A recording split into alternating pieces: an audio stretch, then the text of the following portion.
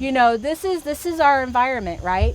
And so during the last major retreat, they don't just retreat.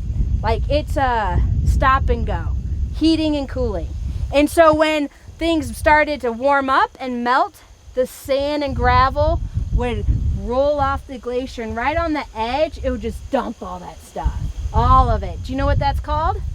Moraine. Moraine, that's right. So you would have these terminal moraines or marginal moraines from the glacier. So we have the Mississinewa moraine, and then you move closer to us, and the Salamone moraine, and then you got the Wabash moraine, and then on the other side of us you have the Fort Wayne moraine. And on the other side of the Fort Wayne moraine, that's where that glacier melted, and it formed a vast lake called Glacial Lake Maumee.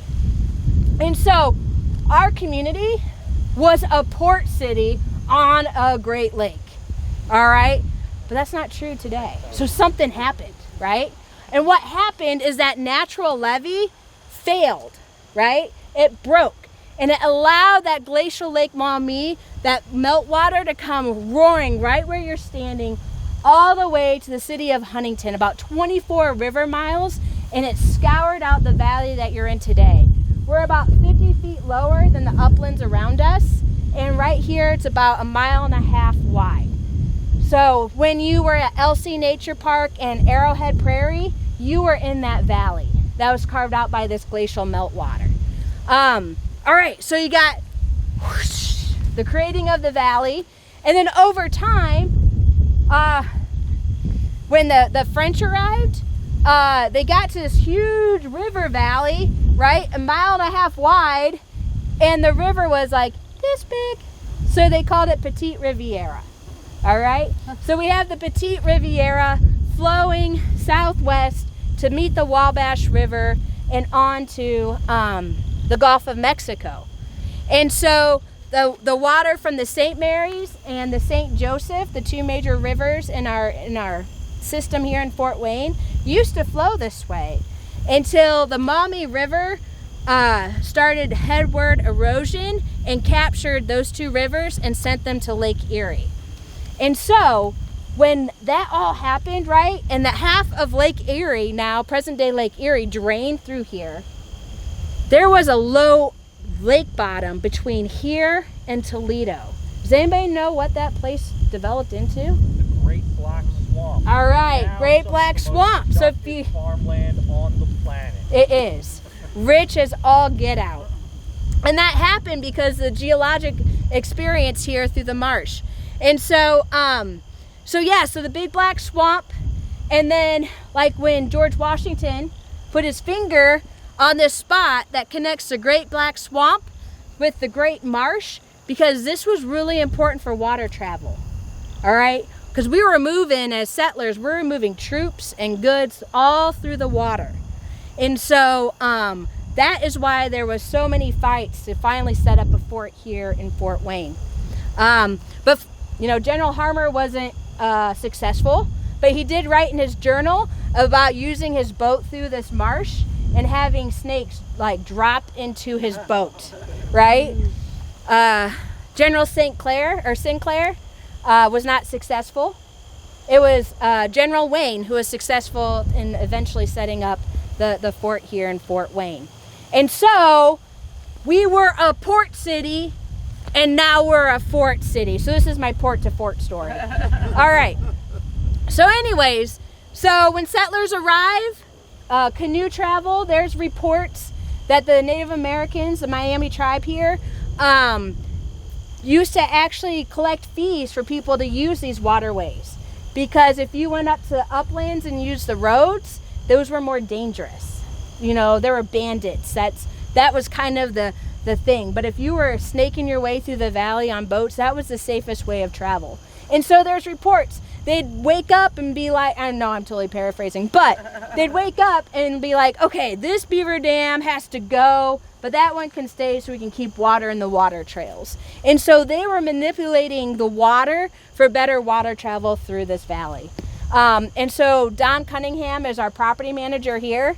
And so like literally, like we talk about which beaver dams get to stay and which ones get to go. All right. So, I mean, that conversation is continuing. How do we coexist with the species around us, right? All right. So then everything's going great. It's a marsh. We're using it. But then we started running a canal through the north side.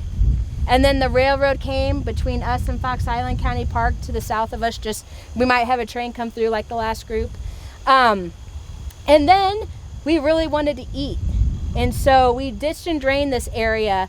So this valley to the city of Huntington, that Great Marsh was 25,000 acres. And we ditched and drained it in the late 1800s. And so we could not get all the water to drain to the Wabash River. And so they rerouted 2 ditches here to drain this area, the Harbor Ditch and the Junk Ditch. And so basically when they did that, they artificially moved the Continental Divide that's through Fort Wayne out to here, present day Eagle Marsh, right? It ran just on the other side of that barn. And so, so we ditched and drained it. We're eating, it's great, farmland's wonderful. But then what happened? We started developing all around this farmland. And so farmers in the valley found it harder to farm because all of the runoff coming off the streets and everything hitting their farmland, it became harder for them. And so the Little River Wetlands Project started working with these volunteer landowners to start restoring land back. Our mission here at the Little River Wetlands Project is to protect, restore, and educate about wetlands. And so Eagle Marsh is one of those properties that we work on to restore this valley. But we have lots of partners too. LC Nature Park, Acres Land Trust, the Nature Conservancy, Fox Island County Park, Republic, the landfill. We have so many, we have about 3,000 acres of this great marsh restored. But like, you know, if you guys are interested in helping to continue the mission, we can talk later. But this is really important because like, this is a major water connection with this Wabash River sluiceway. So let me go ahead and back up a little bit. So, so the water originally did drain through here, through the Wabash River, and then got captured with the 3 rivers. But there's not a lot of elevation change between the St. Mary's River and this little river. All right, there's not a lot of elevation. And so when they ditched and drained it, they still left this corridor open. So when the St. Mary's rises high enough, it actually spilled down here and go out to the Wabash River instead of flooding into downtown. Okay, so that kind of tees up like why we're standing on this thing that we're standing on. So this is the story here at Eagle Marsh. So an Eagle Marsh was purchased in 2005. We started our restoration here in 2006. I started in 2007. And so basically, we were just learning about this property. We still had corn stubble. We were working with all these engineers because when you do a wetland restoration, you get the hydrology, and then whatever hydrology you engineer, you plant those plant communities, right? So there's this very technical engineered restoration effort that goes in. And so the thing you don't do after you do a wetland restoration is go in after it and mess up the water and mess up and disturb the soil. Let's go ahead and just tell you that right now. So then in 2008, we had a major flood through here, and it flooded all the way up and then froze. And so all the trees in that forest back there have tree scars of where that happened. Why am I telling you this? Trust me, there's a story. All right, so, and then in 2009, I'm pregnant, and IDEM called and said, can you do a presentation to how to work with volunteer landowners? Yeah, sure, I can do that. And then I was like, I don't want to drive to Albion in December. Let me see if this person can do it. Nope. This person, nope. Nope, nobody could do it. I had to do it. I was like, oh, okay. So I'm driving up to Albion for this IDEM meeting, and I'm talking to a whole bunch of professionals about how to work with landowners, volunteer landowners, and I'm just so passionate about Eagle Marsh because of that artificial Continental Divide. I'm bragging. about how we store floodwater not only for the city of Fort Wayne, but also the Wabash River. And I totally had a biologist raise his hand in this meeting and said, Betsy, does that mean Asian carp can cross? And I looked at him like, what's an Asian carp? Like, I'm sure I'd figured out it was a fish, but when you're like sitting with 50 people looking at you and you're like, I have no idea what this guy's talking about. Oh my gosh. Months later, right? Months later, the DNR are out here and we're trying to figure out, can Asian carp cross the Eagle Marsh? Guess what data we have? Tree scars. The tree scars. So we have scientists out there at tree scars trying to get elevation on how high the water is going to rise here in floodwaters. Because the berm that the farmer had put in to keep this ditch that's right over here in its banks, between us and those trees right there, there's a ditch, the Grand McCulloch ditch. And so like that thing fails. Like that is not an engineered ditch berm at all. That's the farmer just putting junk in, right? His own little moraine, right? You know, just dumping stuff. And so, anyways, I lost my track. I never said moraine before, but that's pretty hilarious. Like now I'm gonna use that again. Asian carp. Asian carp. So then they come out. We're trying to get scars literally by July. We're talking like 6 months after this meeting. We have the U.S. Corps of Engineers, NRCS, U.S. Fish and Wildlife, the EPA. We have every agency, I don't know how many agencies in the DNR here for a meeting to see if Asian carp can cross here. Because when we talk about a Continental Divide and we are sitting in a valley, there's a lot of transfer that can happen between these two watersheds. And so we are at this meeting and I have this map. You guys are going to get the map story. I have this map. And this map was printed off in 2005 when we bought Eagle Marsh, and I have done all my restoration plans on this thing for 3 years. Nobody's getting my map, right? And then one of the EPA guys says, can I have your map? And I looked at him, I was like, no, you cannot have my map. And he was like, well, I want to explain. This is a really good map. I can really explain because you've done it here, and Tony Fleming helped, on how all the water is moving. It'd be really helpful to have your map. And I was like, you can't have my map. And he was like, I'm going to a congressional hearing in D.C. I will mail it back to you. I had it back in 7 days. But let me tell you, I was worried about that map. It's still with us at Little River. So anyways, but nobody else like finds joy in it except me, I'm sure. So anyways, so that's in July. In September, I'm sitting at my office, working away, emails probably. My mom calls. Hi, Mom. Hi, honey. A 1,200-foot chain link fence. Mom, what are you talking about? A 1,200-foot chain link fence. It's in our newspaper today. What are you talking about, Mom? That's what they're going to build at Eagle Marsh to stop Asian carp. Are you serious? 3 hours later, the DNR calls. Betsy, we decided what we're going to do for Asian carp. My mom already told me that. Well, I didn't have the guts to tell them. Because I was like, are you serious? How did you not tell the landowner? And it's already in the Traverse City News. That's my favorite.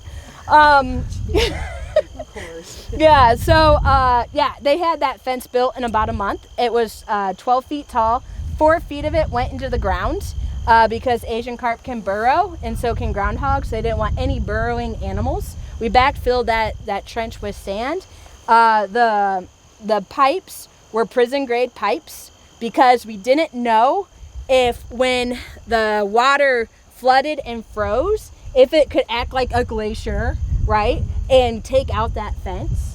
And so they built this thing like crazy strong, all right? So it went through an area just behind us along the berm.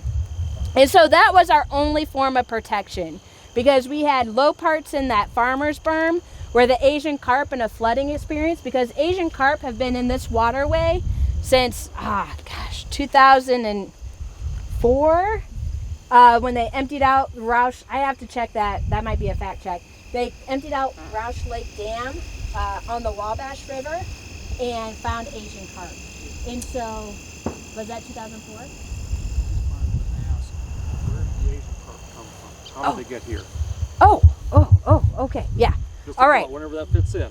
Oh yeah, that's a great thing. So those Asian carp have been been in this watershed since 2004, swimming around the mouth of the Little River, which is 24 river miles to here. So that's why scientists were scared, because if the Asian carp, this was like the back door. So Chicago is like the main entrance. This was the back door, and the Asian carp will cause the most economic and ecological damage to Lake Erie because it's shallow. Why is it shallow? Glacier. Because the glacier meltwater drained half of it out this way. That's why it's one of the shallowest. That is why it is the shallowest Great Lake of all of them, because half of it drained away through where you're standing today. So why care about Asian carp? So Asian carp, there's 4 species that actually make up the group of Asian carp. Bighead, silver, those are the 2 that we have here, grass and black. Bighead and silver, they eat zooplankton and phytoplankton, and they can grow to be 100 pounds.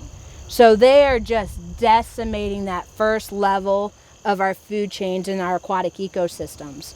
So they did a fish shock in the Illinois River. 90% of all the fish they found were Asian carp. All right, and that's the one that's connected to the shipping canal.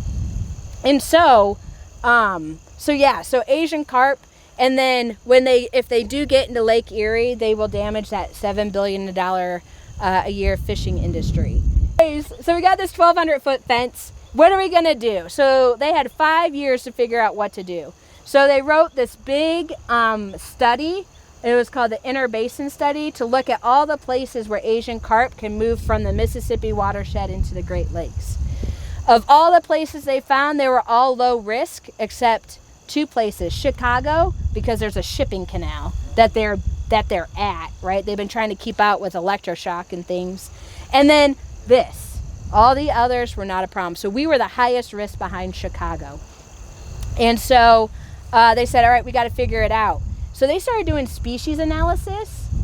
Asian carp and about 40 other species in the Wabash, we did not want to cross this divide and get into the Great Lakes. The Great Lakes has like 200 invasive species we don't want crossing into the Wabash River and into the Mississippi. So this is a 2-way street in this valley. And so that's where they came up with building this berm. So it's 2 miles long. It's about 10 to 15 feet, just depending on the elevation. But the elevation of this is 2 feet above the 100-year flood for the Grand McCulloch Ditch. And so no water will transfer over. And then it's very far for St. Mary's. And so, so they built this. But all of downtown Fort Wayne was built with this wonderful natural flood feature. So when the St. Mary's rises high enough, instead of all that water spilling into downtown, it can take this exit through the Little River. Some of it goes to the Wabash River, some of it stays at the marsh, and then when the waters retreat or recede in the St. Mary's, water can go back. So we have bi-directional flow here.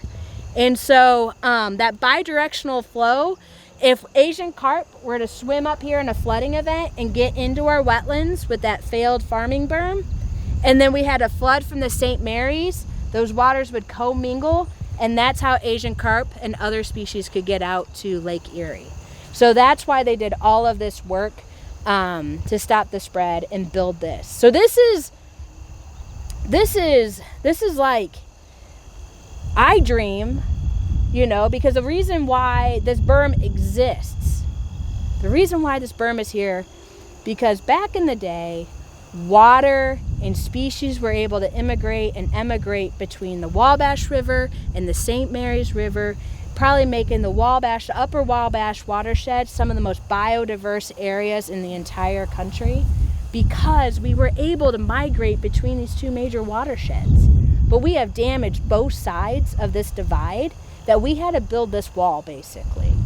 And so what are we going to do on both sides to bring back these ecological balance, help remove those invasive species, so we can finally remove this and start allowing the water to, you know, mingle again. So that's just something to think about. So when we built this berm, I always say, when are we going to be able to tear it down, right? So this berm on this side, when they built it, this drains to the Little River, the Wabash River, Ohio River, and Mississippi River. On this side, it drains to the Junk Ditch, the St. Mary's River, the Maumee River, to Toledo and Lake Erie. So that is the divide. So the last group divided themselves into if you live in the Wabash River watershed and if you live in the Great Lakes watershed. So if you would like to do that now, we can get a picture with you on your side. Yes. Which is the Great Lakes? Great Lakes, Wabash. Any of the Great Lakes? That there is a connection of water, and so the trees on this north side that we see as standing dead, some of that was caused because of the water balance shift. After the berm was put in, it actually forced water into that area. Well, there was a marsh there, but they lost more trees just because of the change in the hydrology. Yeah. You think that's true? Oh, so yeah, before we even started the project, we worked with Jeff Baxter with Fox Island County Park. He said, yes, if you can get more water into the park, because historically there used to be a lot more water. Where the water drains is, it's not draining through the culvert that connects our properties. It drains through the gravel operations that are on the other side. So in 2000, during this whole, because why not make it more complicated? So through this whole process, the gravel pits were draining 300 to 400 million gallons of water out of the groundwater each year for operation, because they're down, their gravel pits are hundreds of feet down. And so they have to draw down all that water. So the Kona Depression for the gravel operations, you can see all the way to Arrowhead in Wells. So, I mean, it's a vast area that they drain. And so they quit pumping in 2018. Yep. And then we had the super wet spring of 2019. And then we just have not, because we don't have that groundwater being pumped out, we just are retaining, Fox Island's retaining so much more water. Now, I can't say it's because of the berm. I can't say it's because of the gravel pit, because we don't have that data. But 300 million gallons of drawdown each year, I mean, that's significant. So it's hard to say, but yeah, it's that is a very complicated thing.